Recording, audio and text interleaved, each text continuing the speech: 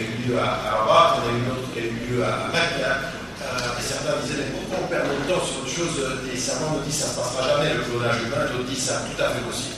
Maintenant, sur ces questions-là, on a commencé à parler des tissus, mais pas au point d'aller jusqu'à un organe qui pourrait être façonné et déterminé en dehors de n'importe quelle situation de don d'organe, par exemple, ou de prendre de là pour donner de l'autre. On n'en est pas arrivé là sur les réflexions, en tout cas pas à ma connaissance, mais à partir du moment, parce que d'où viennent ces questions? Elles viennent du moment où des médecins disent, voilà, on est arrivé à cette situation-là, et donc maintenant il faut poser la question. Les questions viennent des praticiens. Oui, et les praticiens en général, les médecins, c'est ce qu'ils font tous les jours, ils veulent des réponses.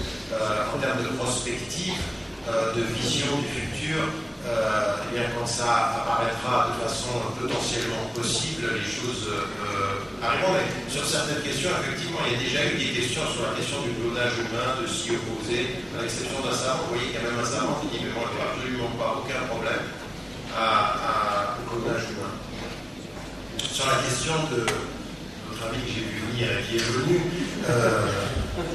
sur la question du rat. Si vous me permettez encore, mais ça va faire peut-être à peu près la 100e fois que je le répète, mais je vais le répéter parce que c'est une question de fond sur la question du chien. Et en fait, c'est une question que j'ai eue avec le chien Youssouf Al-Pardoir, qui malheureusement, au tout début, après il a changé sur cette position-là, mais il n'avait pas à ce moment-là lu le texte que j'avais produit sur le fait de suspendre l'application des hudud.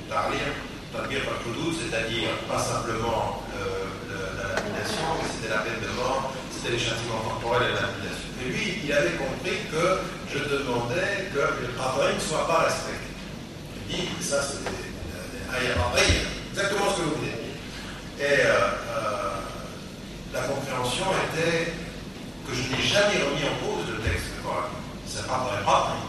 La question, elle n'est pas dans le travail du texte, elle est dans établir le nas al-qadari. Et là, il n'y a pas qu'un ijtihad. Il y a un ijtihad avec le texte, et comme le texte est clair, il n'y a pas d'ijtihad, mais il y a un autre ijtihad dont je parle dans le texte de la réforme radicale, c'est l'application du verset. Pourquoi? Parce que l'application d'un verset qadari, le texte ne pose aucun doute, il ne pose aucun doute dans la formule du texte. Par contre, dans l'application, il exige et shurut al-tatbiq, les conditions d'application. Et là, il y a un ijtihad. Pourquoi? Et qui l'a fait? Pas moi. C'était pas quelqu'un qui travaillait sur le texte, ils font non. Les conditions d'application d'un texte qadari n'étaient pas réunies fil waqa. Donc il y a un ijtihad non pas sur le texte, mais entre le texte et le contexte. Et donc ma position aujourd'hui, non, on ne va pas rentrer dans un détail, j'aimerais juste que vous m'écoutiez avec simplement respect, après je ne vais pas vous convaincre, mais simplement que vous compreniez ma position. À aucun moment de ma position, je n'ai remis en cause le texte. Ni aucun des textes.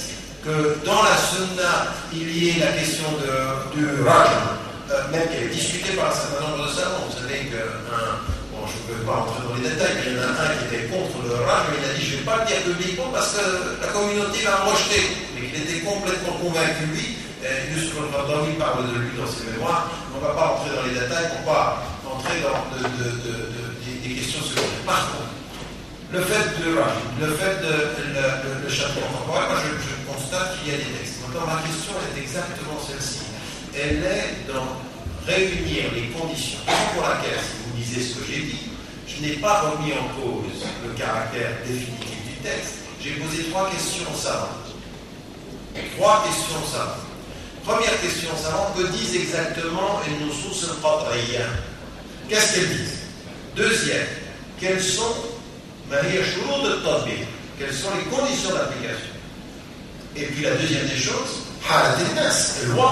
c'est-à-dire la société dans laquelle on est. Si vous êtes dans une société où jour et nuit, vous entendez qu'on vous appelle à avoir une vie dissolue, et la seule chose qu'on vient, c'est qu'on vient vous punir d'avoir une vie dissolue, dans toute la société, on n'a fait que vous y inviter.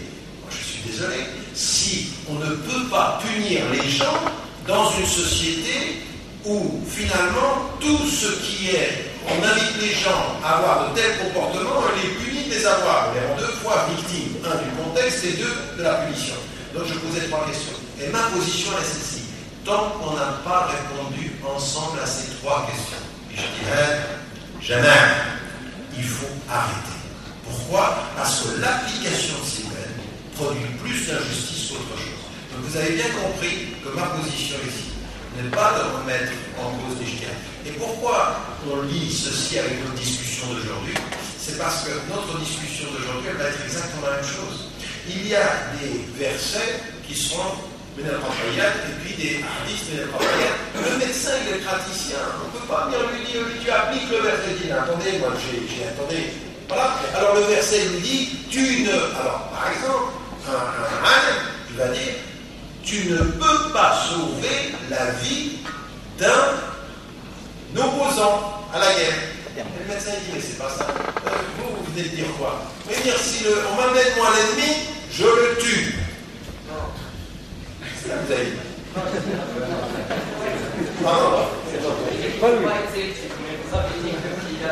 Non, mais ce que vous avez dit, si on vous a. Non. Ah oui, non. Je commence à confondre. Je commence à confondre les tueurs. Non, mais simplement parce que ça fait un lien avec ceci, parce que je lis les deux questions. Quand vous recevez quelqu'un, parce que regardez, c'est le lien qu'il y a entre vos deux questions. Par rapport à quelqu'un qui est notre ennemi, dans la question de l'islam, effectivement, il y a des règles qui sont extrêmement claires, c'est-à-dire on vous tue, vous résistez, et ça c'est légitime. Maintenant, le médecin, il dit, attendez, mais moi je ne suis pas dans cette situation-là, dans la situation dans laquelle vous êtes. Il dit, on m'amène un homme.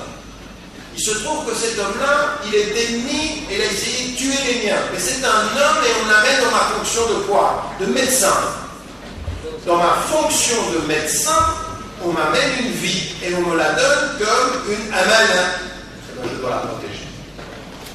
Je dois la protéger. Parce qu'on me l'amène en tant que médecin. Et si je ne protège pas cette vie, rien. C'est-à-dire j'ai trahi.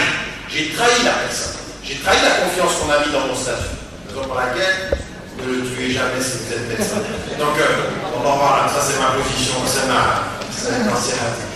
Donc, en l'occurrence, vous voyez ce que je veux dire par rapport à ça, vous comprenez bien ce que je suis en train de dire, parce que les médecins nous permettent, dans ces questions de bioéthique, de bien comprendre une chose. Il ne suffit pas que le texte soit clair dans son énonciation pour que son application soit claire dans le contexte de vie des êtres humains. Ça ne suffit pas. Raison pour laquelle il faut plus avoir la discussion. Quand après coup, nous avons cette discussion avec le chef d'Antoine et d'autres. D'ailleurs, j'avais une discussion ici avec un certain nombre de savants qui comprenaient mieux ce qu'il en était. Maintenant, quand vous dites,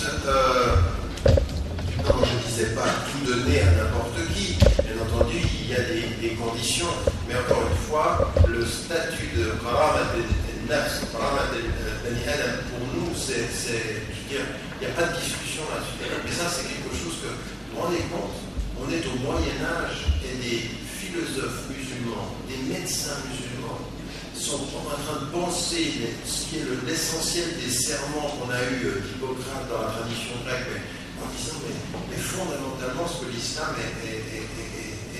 dépasse les affiliations. Un être humain devant un médecin, il n'a pas d'origine, il n'a pas de statut social, il n'a pas de religion, il a la dignité de l'être. Et on se bat pour le maintenir en vie. On se bat pour le maintenir en vie. Et ça veut dire, quand on a compris ça, en tant que médecin au XXIe siècle, il faut être des résistants, parce que les systèmes médicaux actuels ne vous remettent pas dans cette situation. Ils vous poussent à prendre des positions parfois biaisées, vous savez bien. Donc un musulman, médecin musulman, est un résistant de la première heure. Il faut mettre au cœur de sa profession la dignité des hommes et des femmes, et non pas les affiliations. Et donc ça, c'était des choses qui, si seulement on se réconciliait avec ce patrimoine, si seulement nous, les musulmans, on enseignerait au monde la dignité, plutôt que de nous disputer sur qu'est-ce que je peux, est-ce que je ne peux pas, d'avoir des questions qui ont été résolues au Moyen-Âge par les grands savants musulmans, par des médecins qui disent, mais tu m'amènes n'importe quel quel être humain, je suis médecin, je sauve sa vie. Ce qu'il en fait, c'est entre lui et Dieu. Et s'il y a une punition, c'est pas moi.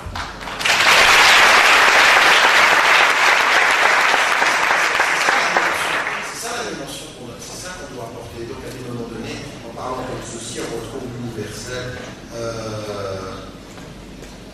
Ensuite, sur la question la dernière question que vous avez posée ici, c'était sur la question de l'euthanasie.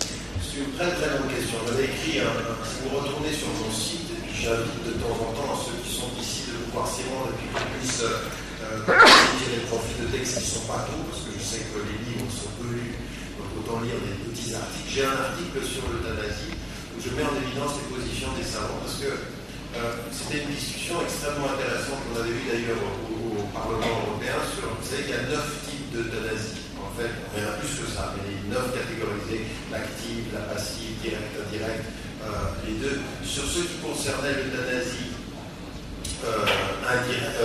passive, indirecte, quand le médecin met en évidence le fait que la situation est irréversible, que la personne va perdre la vie, et que c'est un avis de médecin certifié.